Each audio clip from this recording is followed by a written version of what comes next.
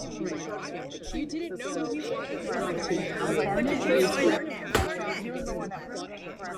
Don't worry about it. It's just locker room talk.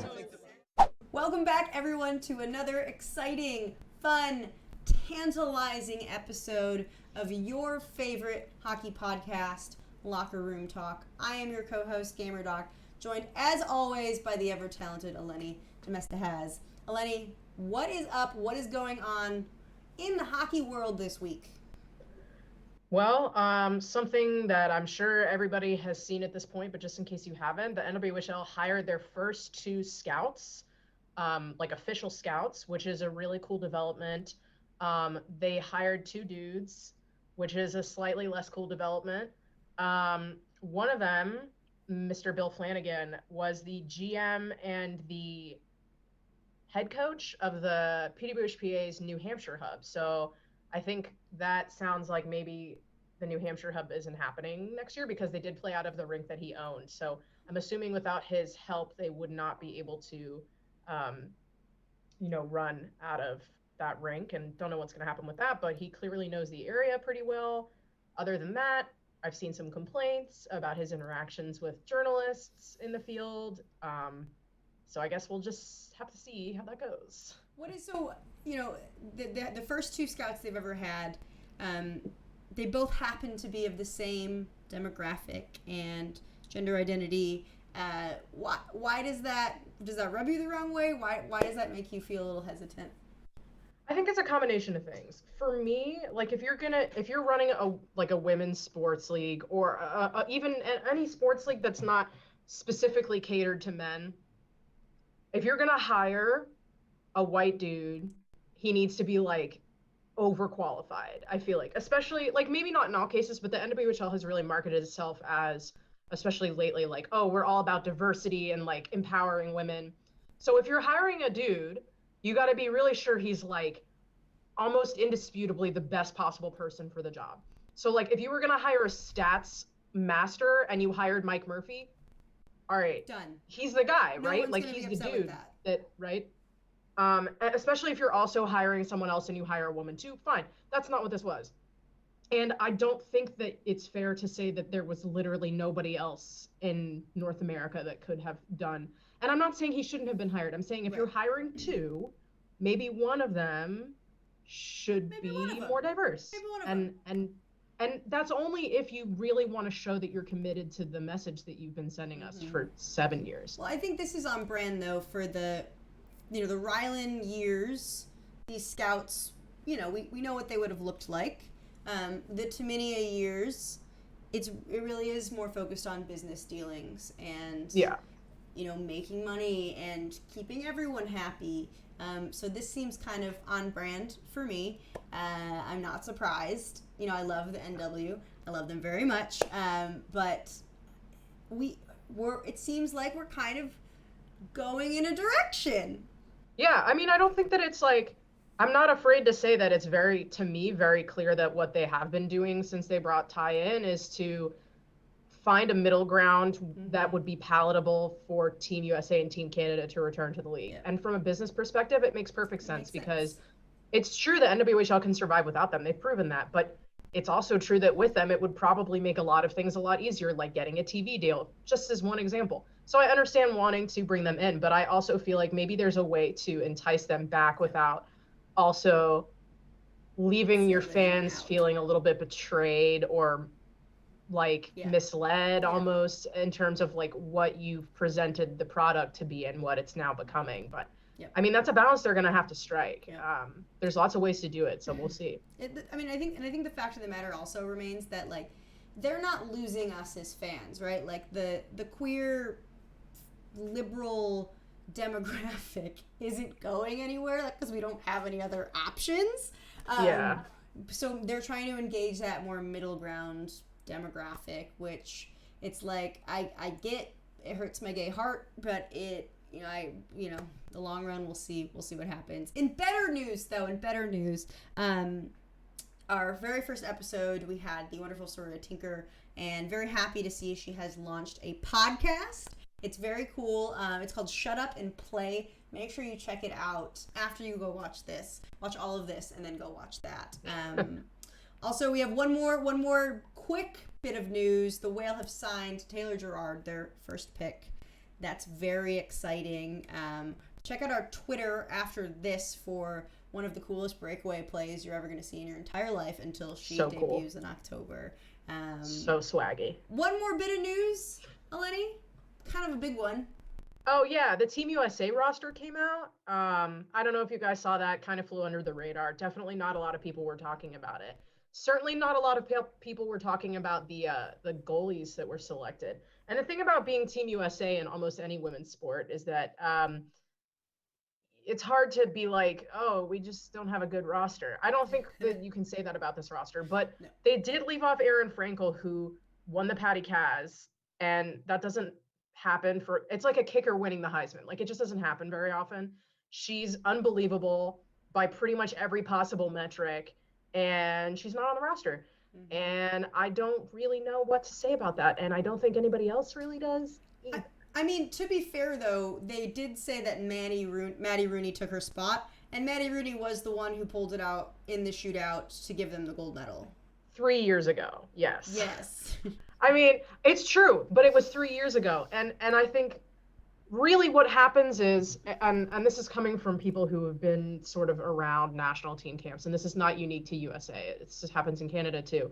Your camp performance dictates whether or not you get selected, not your NCAA performance, not your league performance, no matter where you're playing, it doesn't matter. If you tear it up in the NCAA and you come into camp and you don't look that good, they're not going to pick you if they have somebody else. Yeah. And I think ultimately probably what happened is that her performance at camp wasn't what they wanted, and they decided that mattered more than the Patty Kaz. I mean, I'm not a coach. Who knows? Who can say? To take the gold medal. Again, sorry Canada, but it's ours. So I'm down for whatever is going to. I'm still not worried about it. I'm not worried about beating them. I can tell you that. We'll see. I would love to eat my words. We'll see. But we'll see. How about this? If Team USA does lose without Erin Frankel, I will buy a Team Canada shirt, not a jersey, because I don't want to spend that much money. But I'll do it. Okay. So if USA loses, you're buying a Team Canada shirt? Yes. Seems a really low risk. If you know how much of my personality is not being into Team Canada women's sports, it's actually a huge risk. It's like pretty much antithetical to my brand. No, all right. If Team Canada beats USA, you have to wear a USA shirt. Or I'm sorry, a Canada shirt. You have to go outside in the snow and drink maple syrup. When it snows again. Yeah, absolutely. I will do that for sure. Cool. Yeah. Cool. Yeah, right. And I will post it. I will post it on Twitter. I will make sure the receipts are posted. It's not going to happen because USA is going to win, but it has to be in the gold medal game, just to be clear. Yeah. Of course it's going to happen. But interestingly enough, one of the forwards, Hayley Scamurra, is our guest tonight. But before we get to that, ironically, if you've seen the news in the NHL, one of their prospects came out as gay, which is amazing. And it's the first time in the NHL history that's ever happened.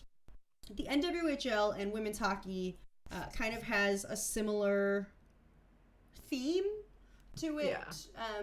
And so we actually have some breaking news here as well. So should we go to it, or should we intro more? Yeah, I think it sounds like they're pretty much ready to go, so we can just... So we're going to go over to this press conference. It's actually live. They're waiting for us right now, so we're a little bit winded, Megan. So we're going to go over now to this press conference, so check it out. So hi, everybody. Welcome to Megan's big press conference. Thank you all for taking the time to be here.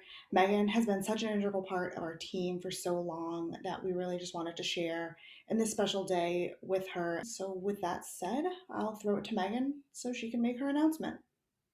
Hi guys, thanks for joining me today. I know this is a little weird. I want to put everybody at ease, but clearly this is a public issue and I'm a public figure.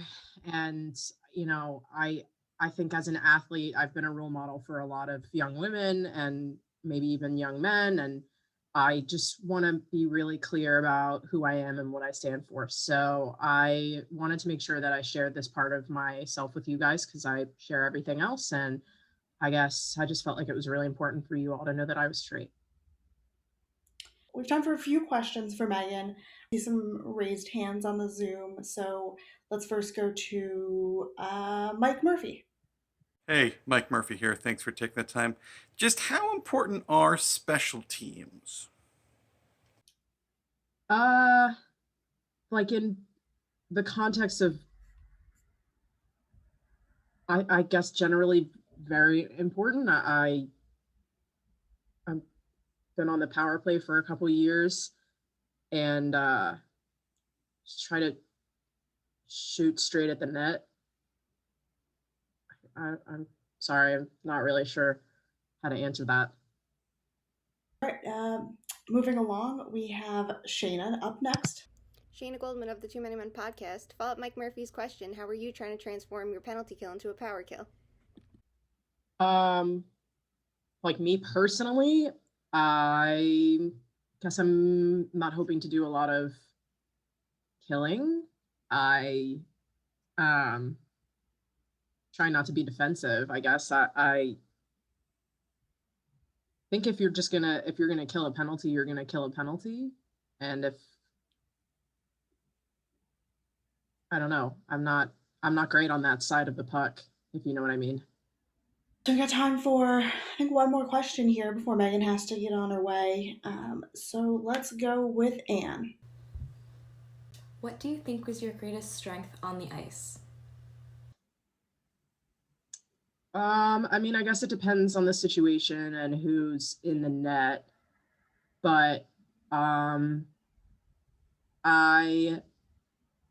I love to go on hikes for first dates, and I think that that's a pretty easy sell generally in my experience. So probably that, or I have like this one picture where I'm like, I don't know if you've ever been to Boston. It's called the Lawn on D, and they have like swings that are circular, and there's a really great picture of me posing at that swing, I think from like 2017, but you can't tell.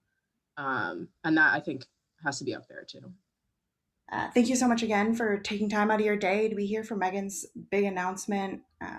We look forward to seeing you guys at the rink soon. So this week our guest is Hayley Scamurra. She played at Northeastern and she scored at almost a full point per game pace there, which is pretty crazy. And then she left the NCAA and went into the NWHL with the Buffalo Beauts and absolutely destroyed the playoffs there and played a full season with them where she was just incredible. And then she made the transition to the PWHPA where she has been scoring and scoring and scoring and has worked to earn her spot on the Team USA residency camp roster leading up to the Olympics next year. That's a lot of awesome things. Good scorer. Scamurra. The scorer. Yeah. Okay. Yeah. Yeah. No, yeah. We'll workshop it. Let's it's go a great to the start. guest before I say anything else ridiculous. So we're gonna Okay. Yeah, cool. Hi Hayley, welcome to the show. Hi, thanks for having me. So you came straight out of college right into the NWHL, into the playoffs, and tore it up. And you ended up transitioning from playing in the NWHL to playing in the PWHPA, where you've been tearing it up again. And I just wanted to see, what was that transition like for you, and what's different about like the pace of play or the style of play that you're playing now? It was definitely a hard transition at first because I loved my team with the NWHL and we had such a great year with the Beauts, and it's when the Blues owned us, so we were at an all-time high kind of there. And then to kind of realize that like what we wanted something greater. We wanted what we had with the Beauts for everyone, and I think that was the biggest reason for me for why I did leave. But the hardest part was not really playing for like my hometown team anymore. That was definitely kind of sad.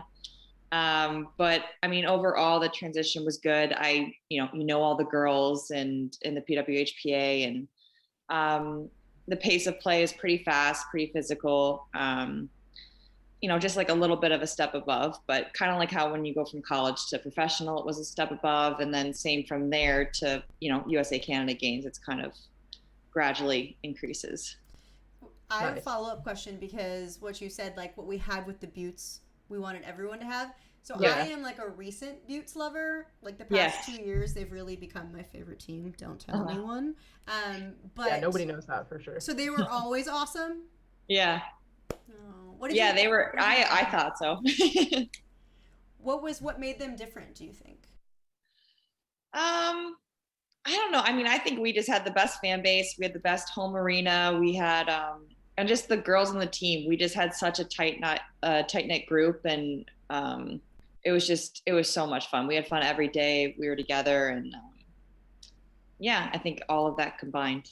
Yeah. I mean, that was a crazy team because the line that was like you and Maddie Ilya, it didn't matter who they put on that line. The stats, even the underlying stats, every single time it was like, oh, they can't possibly keep shooting at this percentage, and then you guys would, and we'd be like, well, okay, maybe they can for the whole season. And that was, I mean, I've been watching since day one, and I still feel like that Buttes team was like, just could not stop rolling. So yeah, it makes me sad that we lost. Like, I feel like we should, like, one so bad. That was tough. Ask what jersey you're wearing right now. Oh, PWHPA hoodie. Oh, nice. Oh, it's a hoodie. The it looks royal like a blue one. I love it. They're cool. It's like the PWHPA version of the WNBA hoodies. I feel like the blue one is like the orange one, if that makes sense. I know they make them in other colors, but when I think of them, I always think of the blue one. That's my exact thought. I'm like, I think that's what they were trying to kind of mimic. Yeah, totally. WNBA hoodie is sick too. Yeah. More women's sports merch for everyone. Yes. Let's just do that. I don't have enough. It's like half my closet. I don't have enough.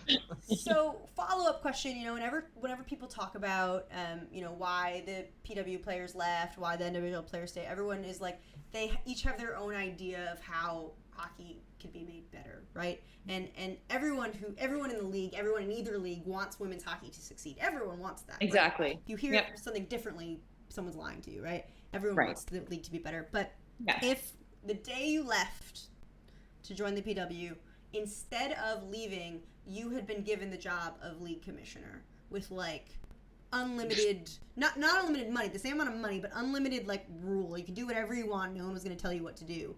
Okay. Was there anything like specifically that you like really wanted to change and really wanted to make better?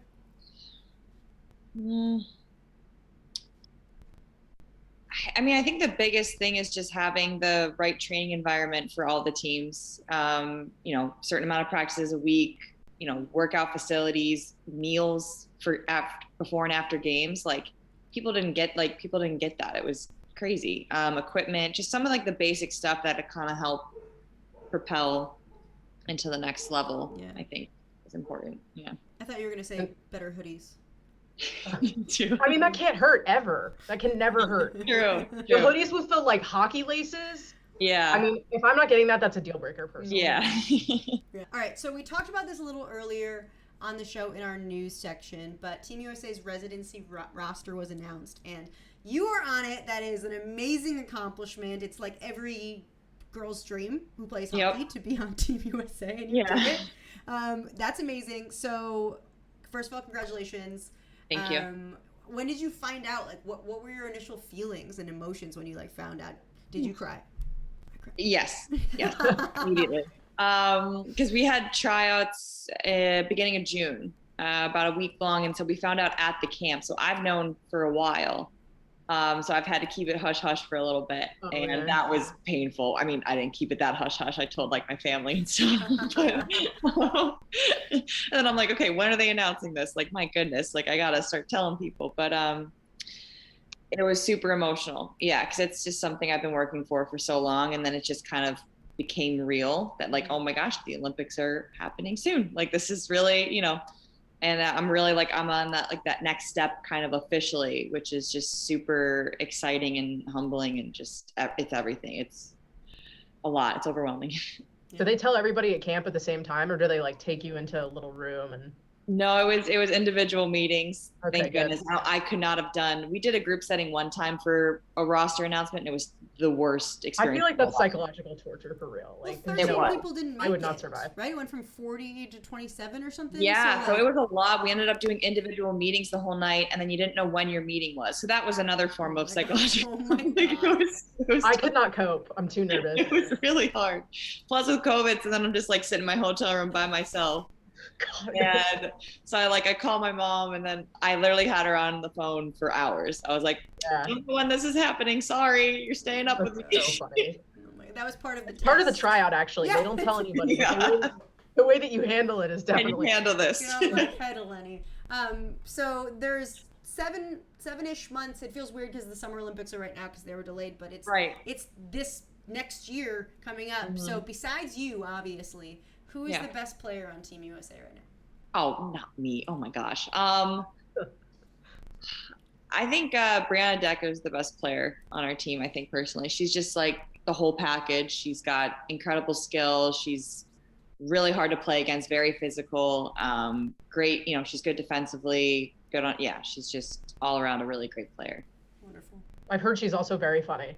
She's hilarious. Yes. That's what I'm Very looking important forward quality in a to. teammate. Yes. This can be any level of hockey you've ever played. Okay. What is the funniest thing that you've ever heard a teammate say to a ref? It doesn't have to be G-rated, so don't worry about that. Oh man. Funniest thing. I'm sorry. Oh man, I'm trying to think. It can be like about a ref.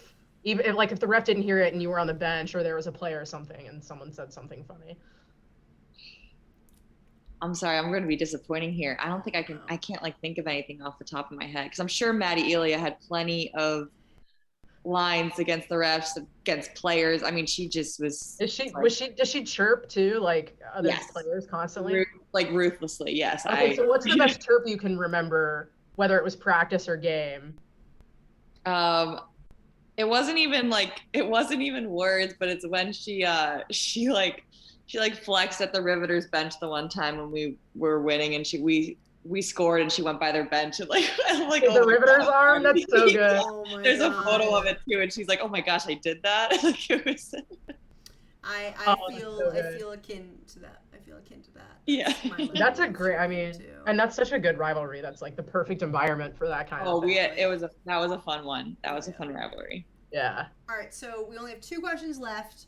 Okay. But this next one is going to be a lightning round. It's 3 questions, so we're just going to need you to answer as quickly as possible. Okay. And I understand that some of these are really controversial, so if you want us to cut it out after, just let us know. Yeah, just let us know. Okay. So you're from New York. You played for Buffalo. Yep. Bone-in or boneless wings? Bone in. Yeah. Okay. They're not real wings if they don't have bone. Okay. Celery or carrots? Carrots. Okay. Ranch or blue cheese? Blue cheese. Get out of here. No Nice. ranch. No. Great answer. I had Oh blue my cheese on my God. salad today. Huge blue cheese truther. Good. I'm gonna ruffle Bone-in some with feathers, but carrots and blue I cheese. appreciate the honesty. Yeah. No, if you're from Buffalo, you have to say blue cheese. It's mandatory. I'm from the Midwest, so Okay. we like bathe in ranch in the morning. I was gonna say so- I feel like you're legally Yeah. So we keep our Yes. food on us. Okay, I feel like you nothing controversial there, unfortunately. All right, last question we have for the night. So the name of the show is Locker Room Talk. When you hear the phrase locker room talk, what does that mean to you? I guess sometimes I think of it in like a negative connotation where it's like things you would never say out in the real world kind of. Yeah, that's usually what I think of when I think locker room talk. Is that what the locker room talk that like you guys in the locker room talk about? No. I Right? mean, I think not like for female hockey players. I feel like it's more just like letting loose, having fun. Nothing crazy. Yeah. No. Okay, thank you. We ask everyone. We're gonna ask everyone that at the end of the day because Yeah. there is that disconnect, right, between what we think that word means and then like what we actually do in the locker room. Exactly. Yeah. Very different. Thanks so much for joining us. We had a great time. No problem. Yeah, Hayley, Yeah, you thanks are for having me. absolutely fantastic. Congrats again for Thank you. making the roster. And if people want to learn more about you, follow you on social media, where can they find you? Instagram's just my name, Hayley Scamurra. Twitter's H Scamurra, and those are probably my 2. Instagram I'm probably most active on. I don't really tweet. You're not a TikToker? No. No. I have an account to look at people's TikToks. Yeah, I'm not for funny sure. enough or creative enough to make TikToks. Well, I disagree. I think you're pretty funny. But thank you so much for coming on the show, and best of luck, next year.